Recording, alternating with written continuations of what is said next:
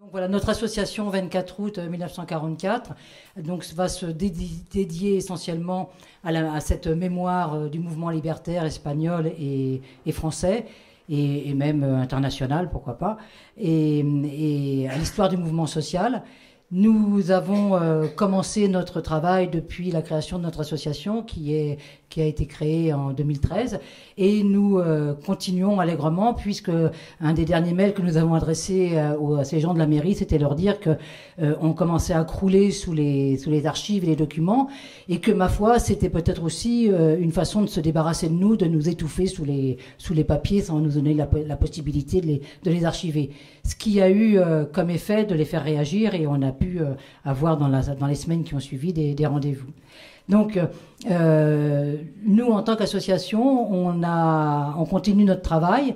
On vous attend tous déjà le jeudi 7, donc c'est jeudi prochain, au centre Paris-Anime de la place des Fêtes, pour une nouvelle projection avec La Révolution s'arrêta en mai 37. Donc c'est un film documentaire de Michael Munoz qui est sous-titré en français, et dans lequel on va évoquer les événements de mai 37 qui ont été des événements dramatiques pour le mouvement ouvrier et pour surtout l'avancée de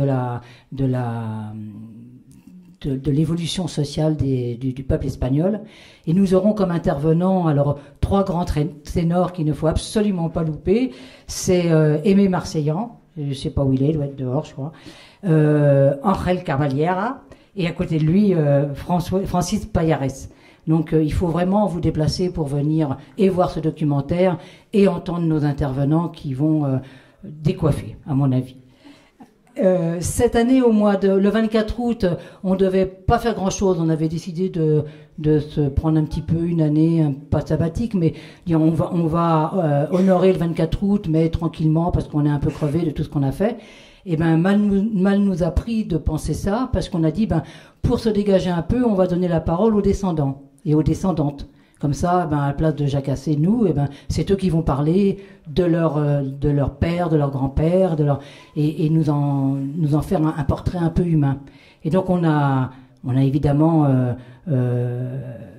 interpellé tous ceux qu'on connaissait, plus ceux qu'on connaissait pas. Et on est tombé donc sur les descendants de la famille Campos, de Miguel Campos, qui était commandant de la Nueve et qui a été un des grands recruteurs des Espagnols, justement, et en même temps quelqu'un qui pensait toujours à l'avenir et toujours à aller déloger Franco, donc il amassait des armes et tout ça. Enfin, c'était vraiment un très grand personnage.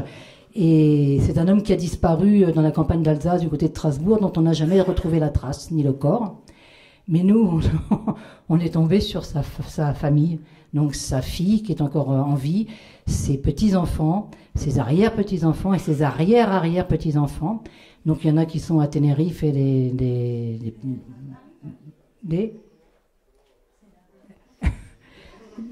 donc à Tenerife des Palmas, non, c'est ça, sur l'île des Canaries, quoi. Et les autres sont en Amérique latine. Et tout ce petit monde va venir le 24 août. Donc voilà, du coup on a beaucoup de boulot. 24 août, on va faire une brochure, mais il y aura donc un 24 août qui va défier tout ce qui s'est passé jusqu'à présent, et qui vraiment, pour ceux qui seront là au mois d'août, il faut pas manquer cet événement, parce que ça sera quelque chose d'assez exceptionnel et qui va pas se représenter demain, quoi.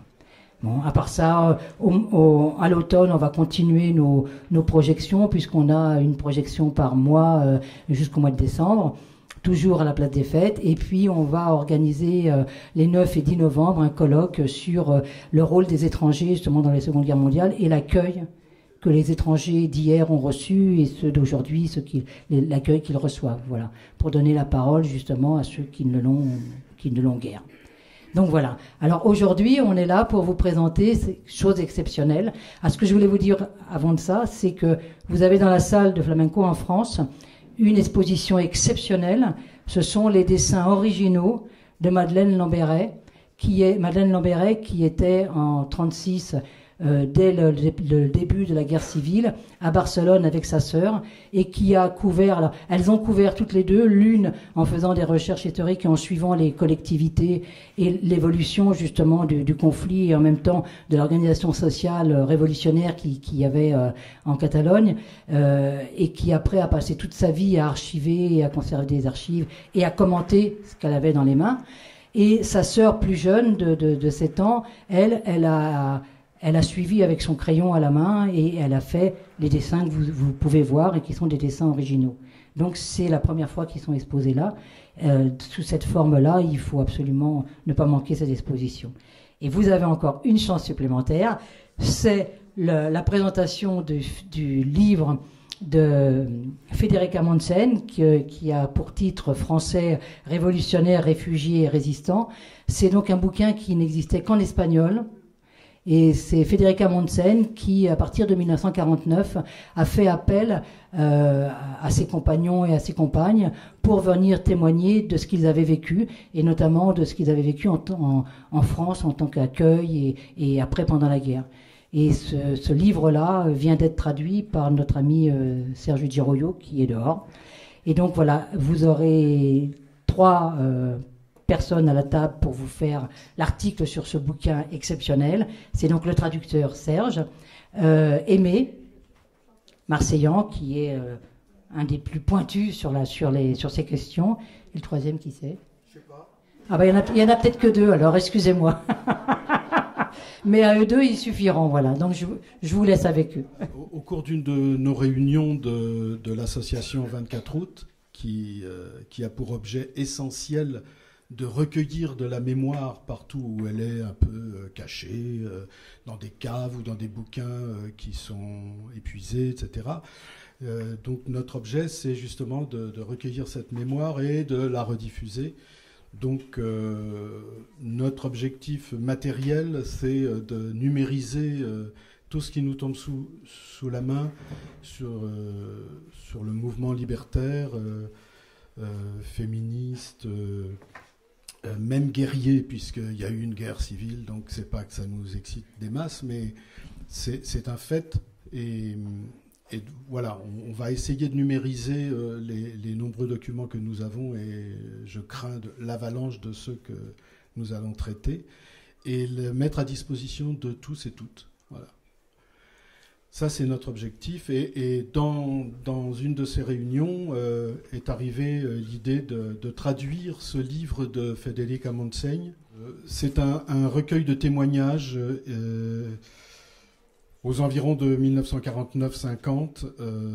Le mouvement libertaire en exil lance un appel à témoignages aux acteurs et actrices de la guerre civile, de l'exil et de la résistance dans la population exilée espagnole, de façon à faire savoir ou partager à toute la diaspora espagnole ces faits, les faits douloureux de l'exil, les faits les horreurs de la guerre, de la torture, des camps de Mauthausen et d'autres.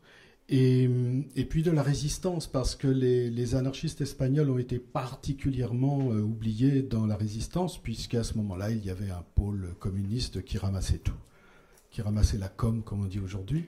À l'époque, c'était la propagande. Donc il était nécessaire de recueillir les témoignages in vivo, parce qu'on est en 1949 quand les premiers témoignages arrivent entre les mains de Federica Monsen et d'autres compagnons de la CNT. 1949, c'est 4 ans après la fin de la guerre, donc c'était encore très très frais. C'est d'autant plus intéressant. Les années n'ont pas fait un petit peu leur travail de destruction de la mémoire, pas beaucoup. Et elle l'écrit dans un préambule, elle est ensevelie sous les témoignages. Les témoignages arrivent par milliers. Donc il lui faut un certain temps, elle et quelques compagnons, pour remettre un petit peu en classement, un petit peu en ordre et un petit peu en espagnol, parce que c'était des gens simples, qui n'avaient pas toujours étudié, donc ils venaient raconter. Il y en a même qui venaient un peu à reculons en disant mais tu sais, moi j'ai pas fait grand chose, enfin ce que j'ai fait, bah si, t'es un héros, t'as fait ça, t'as libéré Foix, t'as libéré oh non non non, j'ai fait ce qu'il fallait faire, c'est tout, j'ai continué la guerre moi contre l'Allemand. Voilà. Des gens extrêmement simples qui gardaient la mémoire, et donc ce livre est le recueil d'un certain nombre d'hommes et de quelques femmes prodigieux sans le savoir, simples, des gens qui sont retournés à l'anonymat après. Et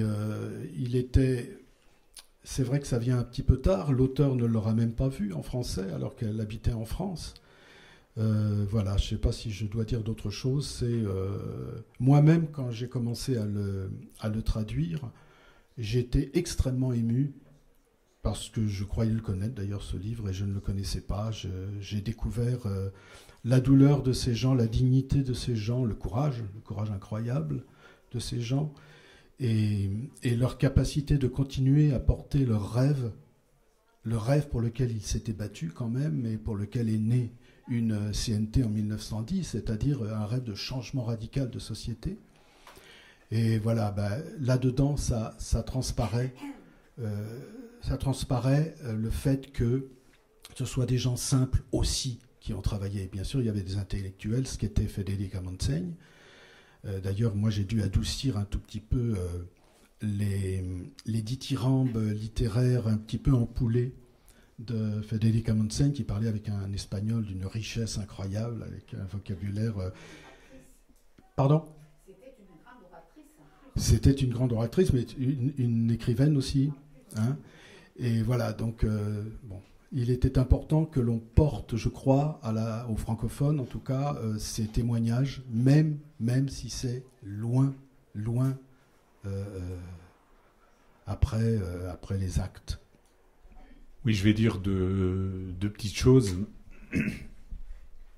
La première, effectivement, c'est que Federica Montseny est surtout une extraordinaire oratrice. Ceux qui ont pu l'entendre parler dans les meetings se souviennent de quelqu'un qui, même en français, alors que c'était vraiment pas sa langue et qu'elle parlait avec un accent rocailleux qui dépassait largement celui de Toulouse,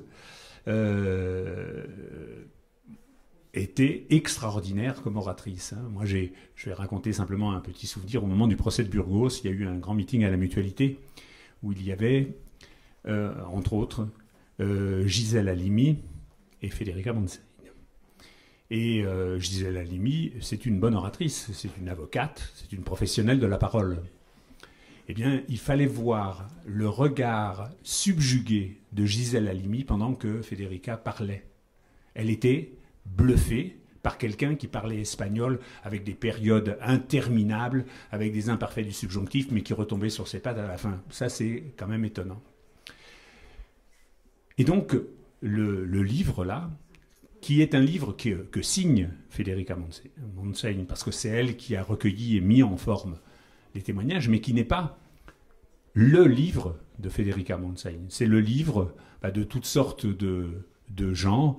Il y a un médecin, le docteur Pujol, qui va avoir un destin tout à fait extraordinaire, comme médecin, comme militant de la CNT et comme homme d'action. Et puis, il y a aussi des gens qui sont des simples ouvriers.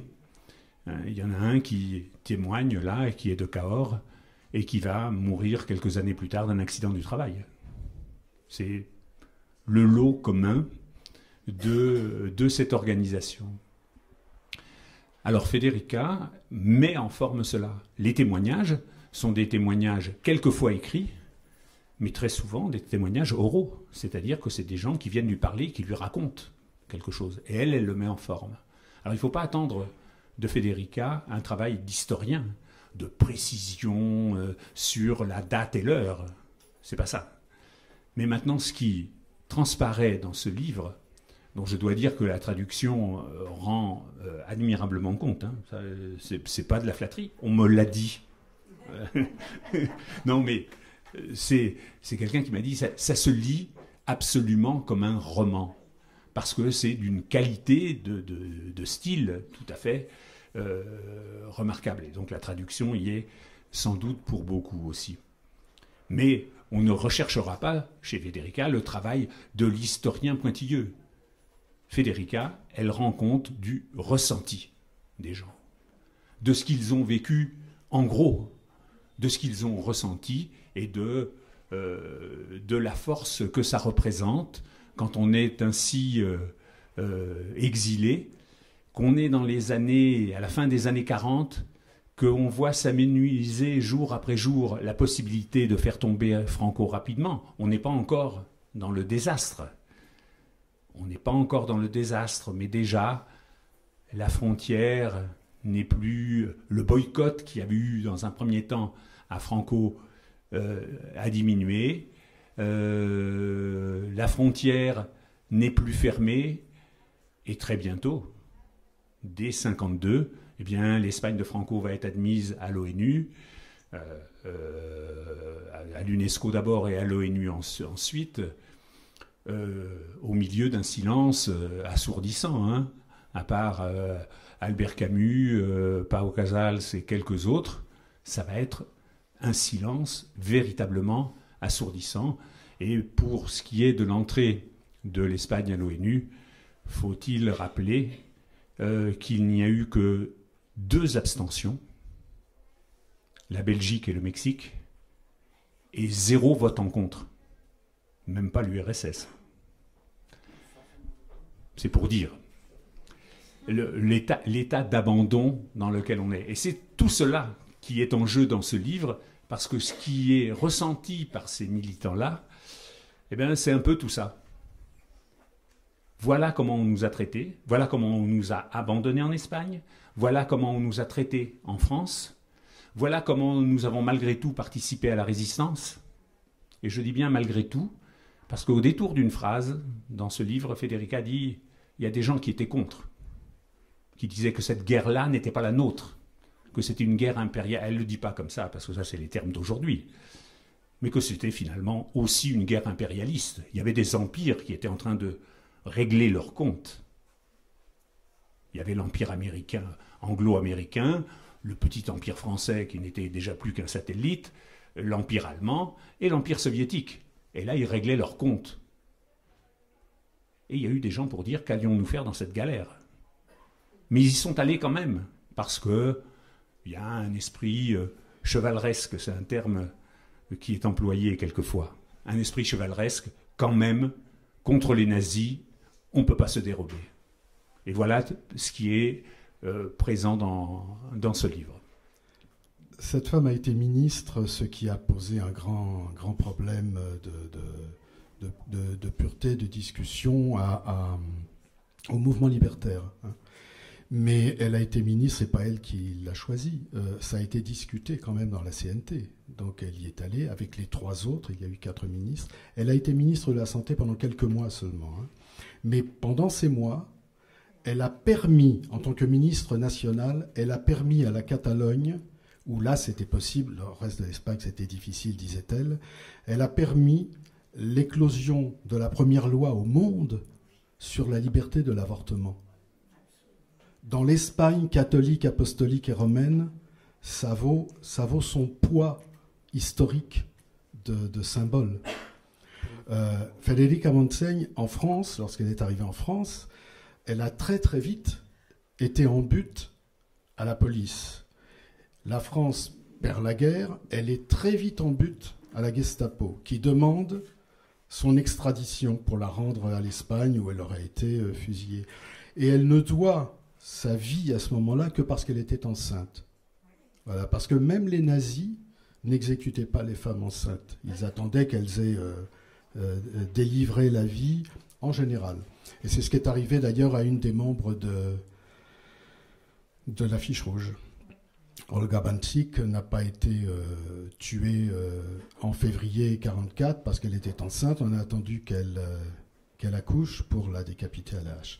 Donc c'était aussi un des aspects de cette femme.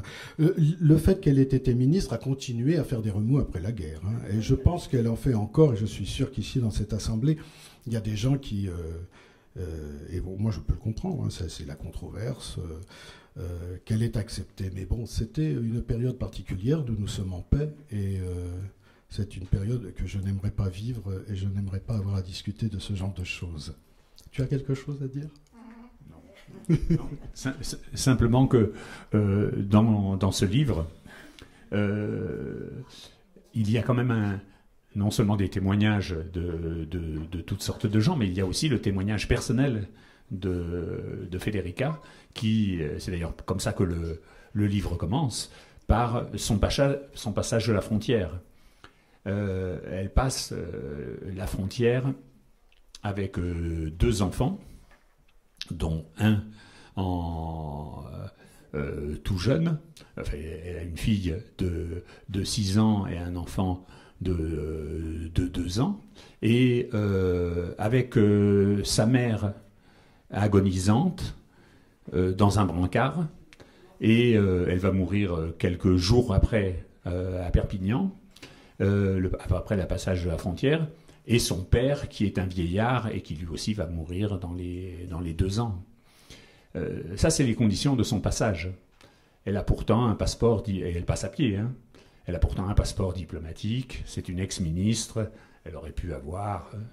mais elle a fait un choix, et ça c'est dans le film qu'on va voir après. Il y a un témoignage qui est bluffant de Geneviève Dreyfus-Armand, qui est une historienne, et qui dit les choses avec une netteté tout à fait admirable, quoi. Elle a fait le choix. Elle partage le sort de sa famille, au sens large. Elle n'est pas quelqu'un de différent, même si elle l'est effectivement quelqu'un de différent, mais elle ne veut pas s'en prévaloir. Et donc ça, je crois que c'est très important. C'est un passage qui est absolument terrifiant, hein, ce début, où elle rend hommage d'ailleurs à des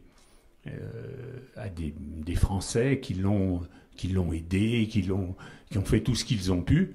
Il faut dire que son compagnon d'alors n'est pas avec elle non plus. Il est dans la nature, il va le rester pendant un certain temps avant d'être pris par les autorités, enfermé 11 mois au secret à la prison Saint-Michel de Toulouse, puis ensuite visiter des camps et des prisons militaires jusqu'à pratiquement la fin de la guerre, jusqu'à une évasion ou une sortie de prison en juin 1944.